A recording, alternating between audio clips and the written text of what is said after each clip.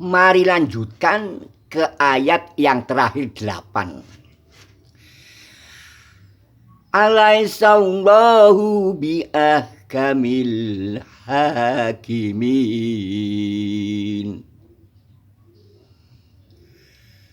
Bukankah Allah itu seadil-adilnya hakim? Ayat ke-8 ini juga kalimat retoris. Kalimat tanya yang tak butuh jawabannya. Sebab Allah tahu bahwa orang kafir itu, para kaum balelo itu adalah orang cerdas. Bukan kaleng-kaleng karatan. Namun sayang hanya cerdas, intelektual, tapi rendah spiritual. Atau cerdas pikiran tapi bodoh imani. Bodoh iman di dalam hati. Itulah soalnya. Maka pada ayat 7 Allah bertanya retoris. Ayat 8 pun kembali Allah bertanya retoris. Dan yang menarik dari segi fenomenologi atau ayat konia, dari surat Atin ini ada dua kalimat tanya retoris yang ditanyakan Allah buat orang kafir. Hanya ada dua. Apa maknanya? Maknanya Allah hanya bertanya pada mereka 2 kali selama dunia ini. Di dunia ini. Nanti terakhirnya bertanya pada hari kiamat, hari pembalasan. Mungkin Allah akan bertanya, mengapa kau mendustakan agama? Nah itu ya.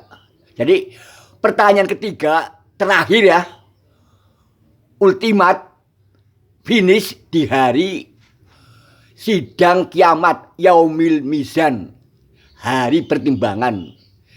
Dan akan bertanya lagi, bukankah aku ini Allah, hakim yang maha adil? Nah itu. Jadi ini menarik ya. Ini dari segi apa?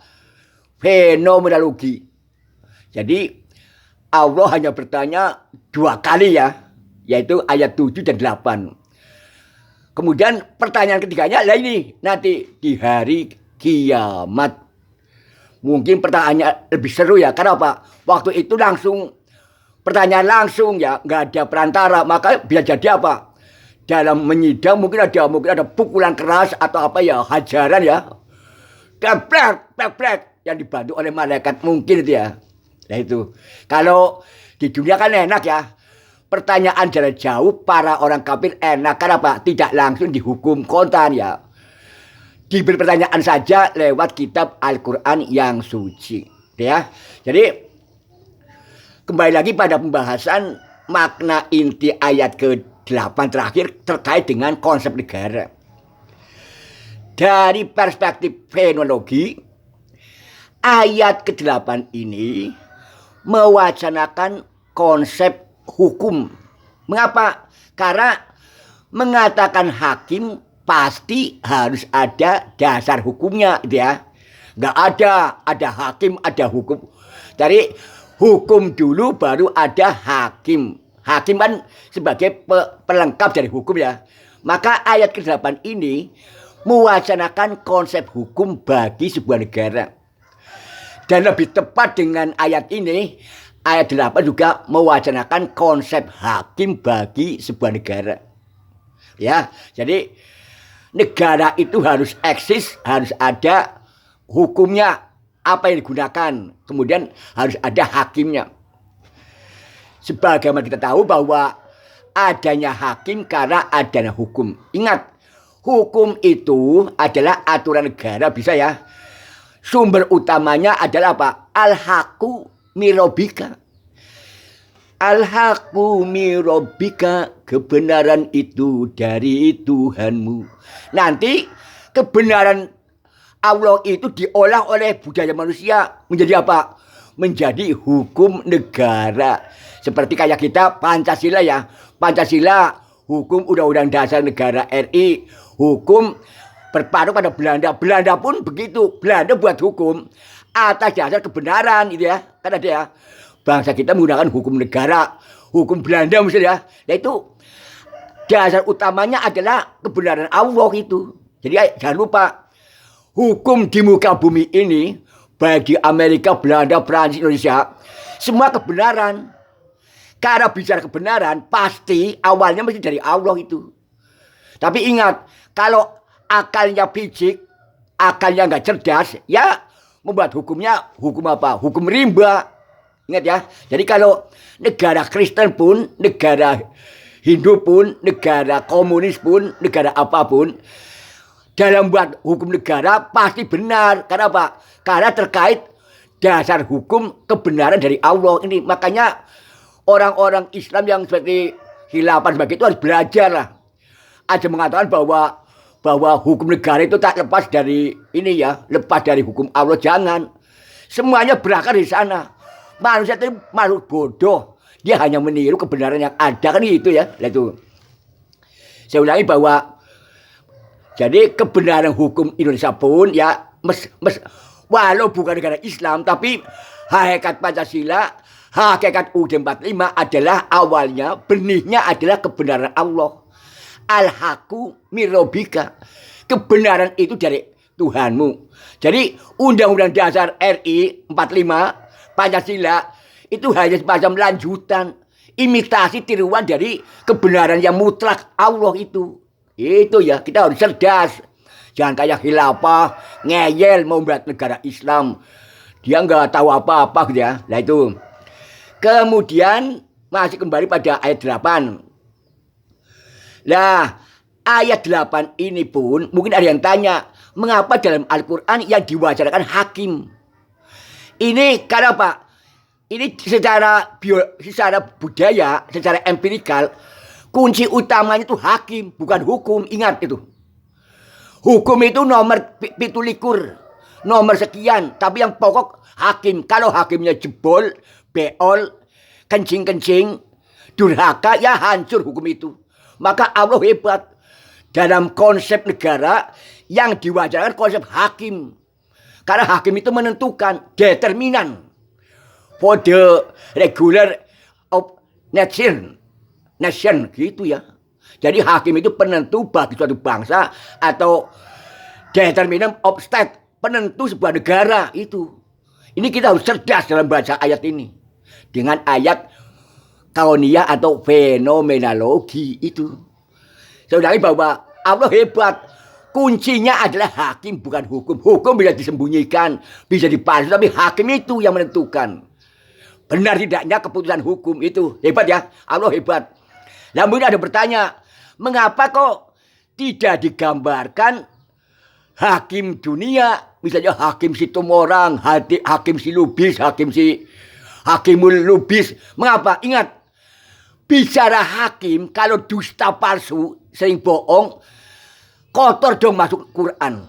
Nah ini ingat, kalau diwacanakan hakim duniawi, pasti banyak kotornya, makan suap, makan semir, makan apa?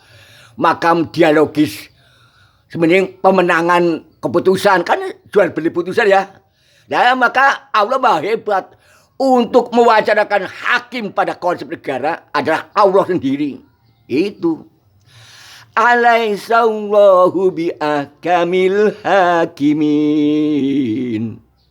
Bukankah Allah itu seadil ada hakim? Soalnya kalau yang diwacanakan hakim dunia tentu akan mengotori kitab suci Al-Quran. Dalam konteks ini, surat At-Tin itu. Ini harus, jangan goblok. Sini belajar pada saya ya. 3 hari 3 malam itu. Maka Allah hebat. Menghindari pengotoran Al-Quran karena wacana hakim duniawi. Ingat, negara duniawi tapi hakim itu jangan main-main. Kalau hakim duniawi, nanti hanya mengotori surat At-Tin. Kenapa? Hakim duniawi sekali 2 kali pasti pernah teledor. Mungkin sekali 2 kali pernah disuap. Kan salah. Kalau Allah kan gak pernah disuap sekalipun. Maka cocok untuk mewakili hakim dalam konteks negara pada surat At-Tin itu.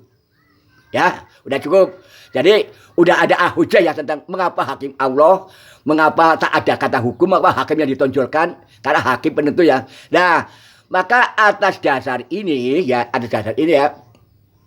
maka sekali lagi bahwa orang kafir itu pada tataran empirik akhirnya apa? Akhirnya orang kafir penusta agama itu, orang yang keliru ya, yang kalah oleh gagal budaya negatif ya, itu pada dasarnya, pada hakikatnya adalah apa?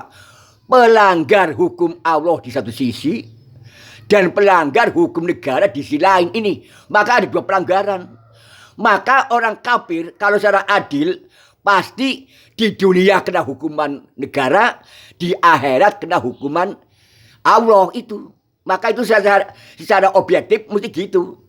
Tapi sekarang tidak ya. Orang kafir, orang keliru hanya dihukum di akhirat. Di dunia bisa apa? Beli keputusan, jual beli apa? Jual beli putusan, jual beli sidang ya. Nah ini namanya hukum celeng mencret. Amburadul endelehem sontoloyo itu. Ya. Nah, langsung aja sekarang kemudian langsung ke apa? Ke ranah apa? Kesimpulan ya. Nah ini saya akan mengetengahkan, akhirnya dapatlah bahwa pembahasan ayat 1 sampai 8 telah mencapai finish ya. Nah, sekali lagi nih ada tambahan sedikit. Bahwa mengapa surat Atin ayat genap. Nah itu. Nah, ini secara fenologi ya. Saya bisa menerka nih. Sesuatu yang genap itu kompak, utuh, kuat posisinya.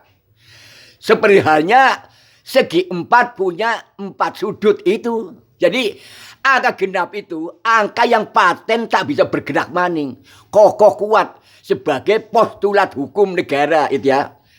Ya, postulat dasar hukum negara itu apa?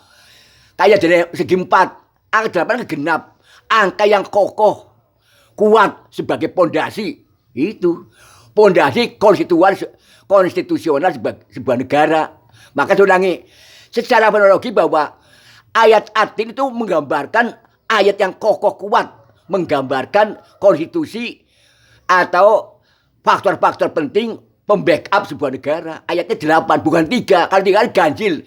Kalau ganjil saya akan masih mencari ya, bergerak. Kalau 3 itu ganjil mesti. Kayak gerikan ganjil, gerigiban ya, itu ganjil. Kalau 4 itu sudah paten. Jangan tambahi, jangan dikurangi, itu kalau 4. Maka Allah hebat. Menggambarkan Atin, menggambarkan dasar hukum adalah apa? Ada 8 ayat, itu hebat tuh. Kita harus yakin ya. Udah itu. Ayat 8 yang ditunjukkan konsep hakim ya, bukan hukum ya. Karena hakim penentu. Determinam. Ya. Determinam for justifikasi pengadilan in the world, in the state itu. Penjaminan keadilan bagi sebuah negara. Nah udah, kita sekarang para pemirsa mencapai pada tahap simpulan. Secara rinci, rigid, bahwa menurut saya dari perspektif fenomenologi ayat kauniyah, bahwa ada 4 kesimpulan pokok yang sangat besar dan agung. Dipandang dari apa? Dari pandang aplikasi kebutuhan bernegara yang ideal. 4 ini, ya 4. Dari mana simpulan ini? Ya dari Allah.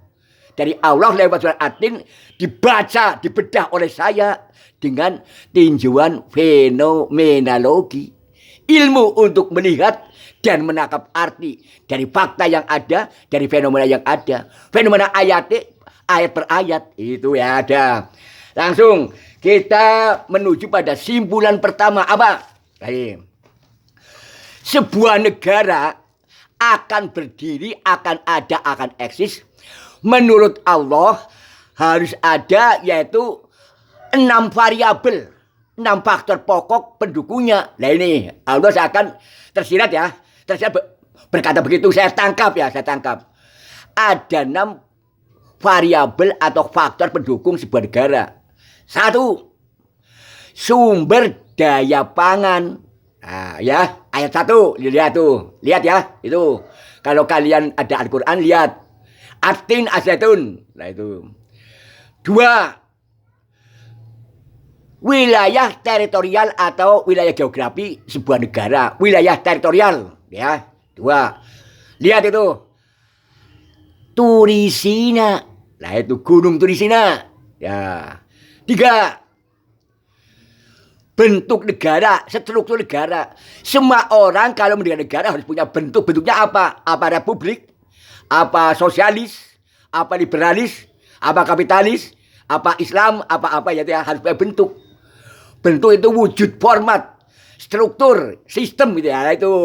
Nah itu tentang bentuk negara, struktur negara. Lihat lafaz balad itu. Balad. Kalau amin itu hanya ekses ya.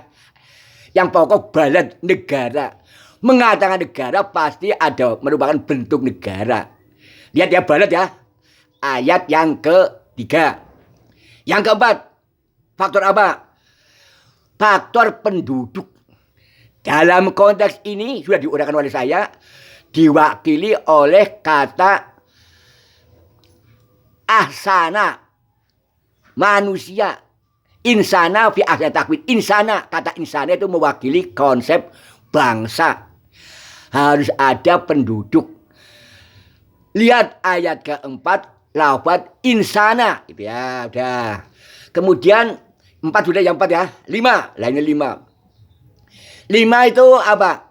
5 itu adalah konsep atau variabel hukum. Nah ini hukum. Tadi sudah ya. Hukum diwacanakan tersirat dalam lafaz hakimin. Nah itu ya hukum. 5 ya. Yang keenam apa? Yang keenam penutup ultimat ayati adalah apa? Hakim. Nah itu ya. Udah. Saya ulangi. Ada 6 faktor penopang negara yang ideal. 1. Sumber pangan. 2. Wilayah teritorial. 3. Struktur negara. 4. Penduduk. 5. Hukum. 6. Hakim. Nah itu. Mungkin pemirsa bertanya, mengapa penutupnya hakim? Nah ini ada simpulannya nanti. Ada simpulannya. Nah ini. Kita melangkah kesimpulan kedua. Apa? Maju mundurnya negara. Cerdas bodohnya negara. Kaya miskinnya negara. Tergantung pada adil tidaknya para hakim di negara itu. Kalau negara itu mayoritas hakimnya adil, pasti negara akan maju, negara akan kaya, negara akan cerdas.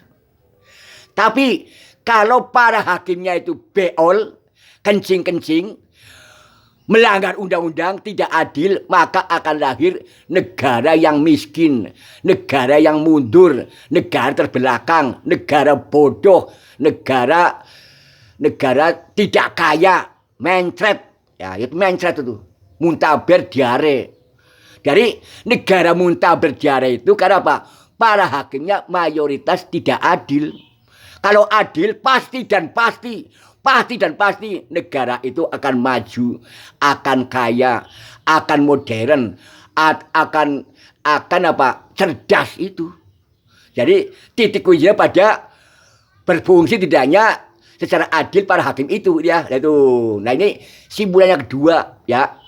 1 sudah, 2 sudah. Nah yang ketiga ini nggak kalah pentingnya, nggak kalah besarnya ini nilainya. Maka harus terus ya. Jangan lupa like, subscribe dan komen ya. Subscribe pada channel saya. Nanti ada gebrakan. Ceramah saya yang di belahan bumi pun pasti dan pasti belum ada. Ini spesifik ya. Mata fenomena. Nah itu. Nah ini. Simpulan yang ketiga. Apa? Simpulan yang ketiga. Simpulan yang ketiga adalah. Ya ini simpulan yang ketiga. Yang ketiga. Bahwa dari ke-8 ayat surat At-Tin.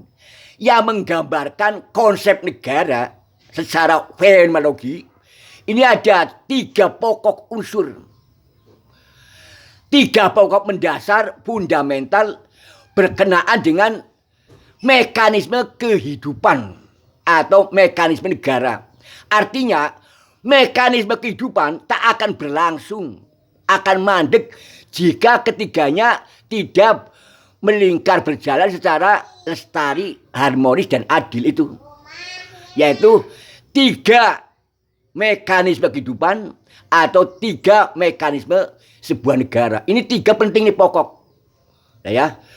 Maka dalam konteks ini saya mengatakan segitiga kehidupan. Nah itu ya.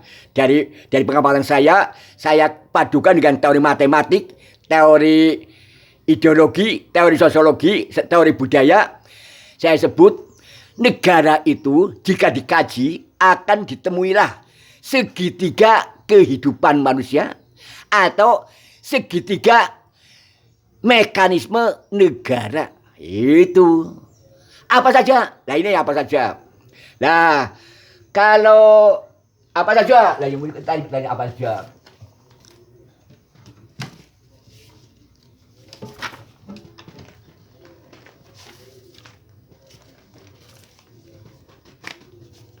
Apa saja? Nah, ini mungkin dia bertanya nih.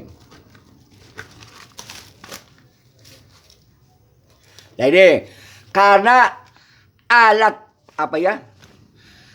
Karena alat peraganya itu tersembunyi, maka dengan alat peraga bantuan lah. Yang penting esensinya hebat lah, jos. Nanti ya, saya tunggu nih.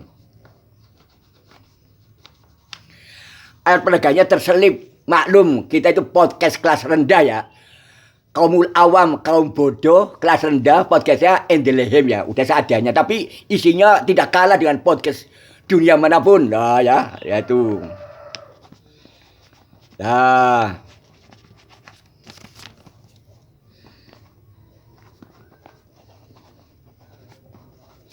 Udah ya. Jadi, saya ulangi. Ke-8 ayat surat At-Tin yang mewacanakan konsep negara dari tinjauan fenomenologi, kalau ditelusuri tersimpan yang namanya konsep segitiga kehidupan manusia atau segitiga mekanisme kenegaraan. Apa saja? Nah ini ada nih ayat atas ya. Nah segitiga. Nah segitiga jadi ya. Ini saya ulangi. Nah ini yaitu SDM, nah ini SDM, sumber daya manusia. Nah ini ya, sudut bawah pertama, sumber daya manusia. Nah ini unsur pokok dari kehidupan ya. Kedua apa? SDA, sumber daya alam. Nah, ya, lihat ya, sumber daya alam. Yang ketiga SDB, sumber daya budaya.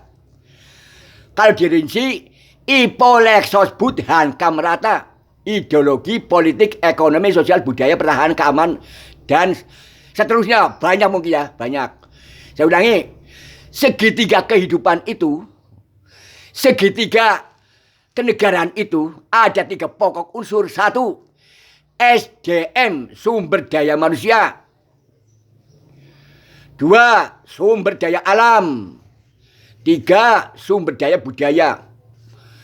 Mungkin ada yang bertanya, mengapa SDM, sumber daya manusia, setara mendatar dengan sumber daya alam? Jawabannya gampang. Sumber daya manusia dan sumber daya alam itu faktor kebumian.